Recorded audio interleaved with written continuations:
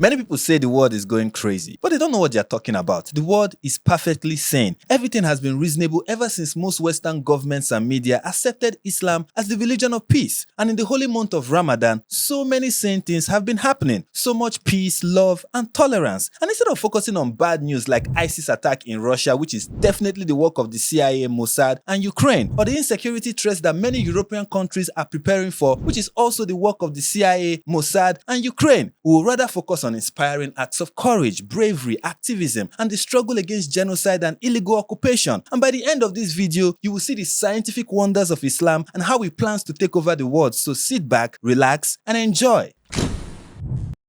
First, here is a video that really captures the heart and wisdom of those who refuse to be complicit in genocide. If you've ever wondered what it sounds like to oppose an illegal occupation that doesn't exist, well, here you go. Down with the USA! Down with the USA! Down with the USA! Down with the USA! The heroism of the anti-fake genocide squad in the US is manifest in their willingness to call for their own destruction. It's like being on a ship in the middle of the ocean and calling for the destruction of the very ship you are in. You may sink and die and cause everyone else in the ship to die as well, but at least you weren't complicit in genocide. And obviously there is a connection between ceasefire now and down with the USA. If I didn't know better, I would think it was Al-Qaeda marching and chanting in these rallies. But why not? The last time I checked, Osama bin Laden was the good guy. I mean, have you read his remarkable letters? It is as mind-blowing as a hijacked plane crashing into the World Trade Center. I mean, when I read it, I wept. So that is what it means to be pro-Palestine. Next, still in the spirit of calling for a free Palestine, aka death to America, here's another act of heroism that will blow your mind. This is a class act on how to amplify the voice of the voiceless Palestinians who voted for Hamas. I was raised in an activist household. Yvette Clarke, how dare you stand here and say that you speak for New Yorkers, say that you speak for the rights of women. We're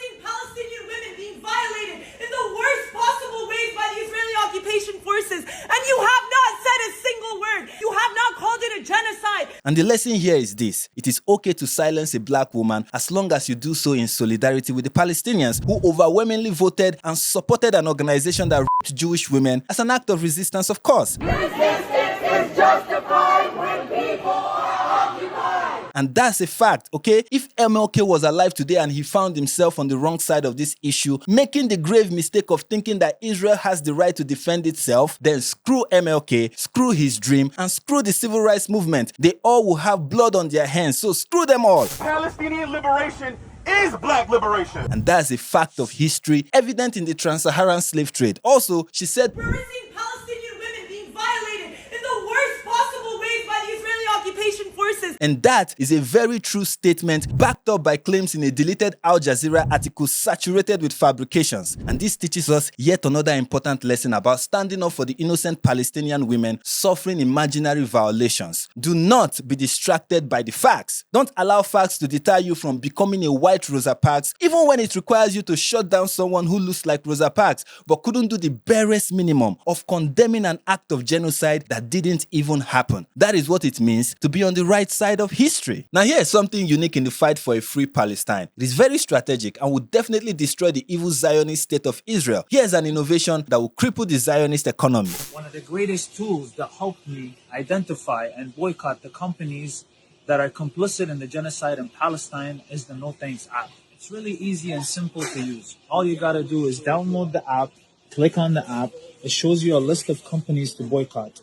For example, Coca-Cola is one. Or it gives you the option to scan the barcode and it tells you whether to buy it or not. Yes, we need to boycott Israel by creating an app for iOS devices with chips made in Israel. And that's how you destroy Zionism. This reminds me of the epic period at the beginning of this conflict when Muslims boycotted Piers Morgan by appearing on Piers Morgan. And their bravery really made an impact and brought us closer to a ceasefire. And I believe that if Muslims boycott all products made by Israel, Jews, or companies that support genocide, well, those Muslims will die because Jews run banks and hospitals. Their supporters are everywhere, producing everything. They dominate every field of study. They are not called occupiers for nothing. But don't let that deter you, okay? Boycott Israel and leave no stone unturned. Moving on, here is a Muslim clergy telling us more about the peace and tolerance in Islam. Take a look. When we say to have bara'ah, we're talking about to hate, to not support, to distance ourselves, to mistrust, to not have friendship, to not accompany, to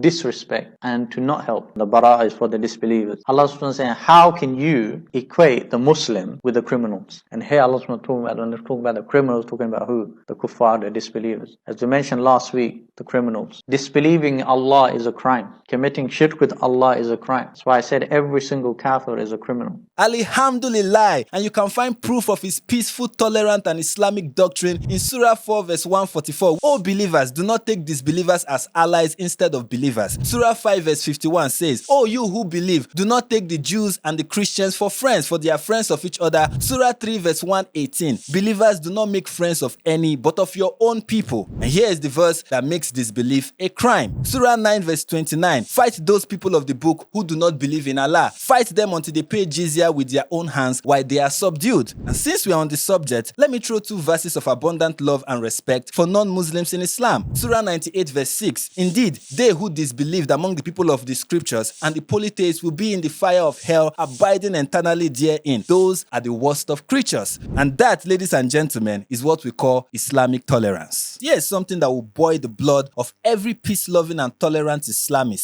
Excuse me? Excuse me? Sorry? Yeah, I can smell that. Do you mind eating that somewhere else? I'm fasting. That's not my concern. Yeah, but I'm fasting though. So why are you out? What do you mean why am I out? If you're fasting, you should be indoors. Yeah, but I'm eating my lunch and you come and disturb me. Yeah, What for? yeah, but I can smell it. So what? It's food. Of course you're going to smell it. Yeah, but can you not just wait until you like get off the Please, bus? don't tell me what to do. You're fasting, stay indoors and don't come and bother nobody on the bus. No, but I'm just saying. I'm eating my lunch. Yeah, but What's your problem? Because you're right next to me and I can But smell. go downstairs. Yeah, do you think you should have manners and not eat inside the Go bus? downstairs and leave me alone. It's my lunch. Yeah, but like I said, I'm fasting and I can smell it. That's your business. Stay indoors. What do you mean stay indoors? I need to When go I outside. fast, I don't go out. Stay Okay. indoors, read your Bible, Okay. and keep quiet. Well, first of all, I don't read the Bible. Second, do you know how I feel? You know, I haven't eaten since 5 a.m. Go home. Break your fast early. No, don't you dare say something like Break that. your fast early. What do you mean break my fast early? And you're still eating. The thing is, it smells. It's lovely. Yeah, I'm sure it is, but it's. You want some? You want some? Are you being serious? Yes, I'm happy to share.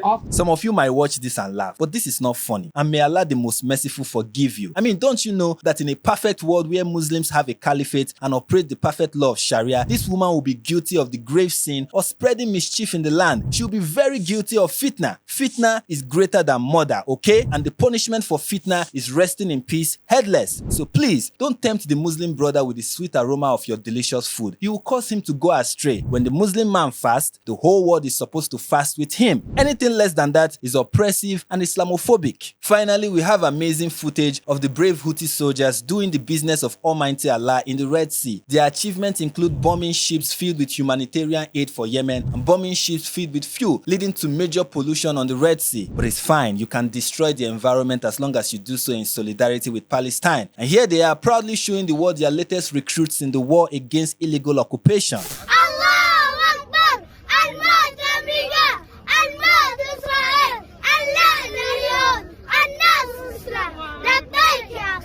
That's just wonderful. And all I can think of saying is,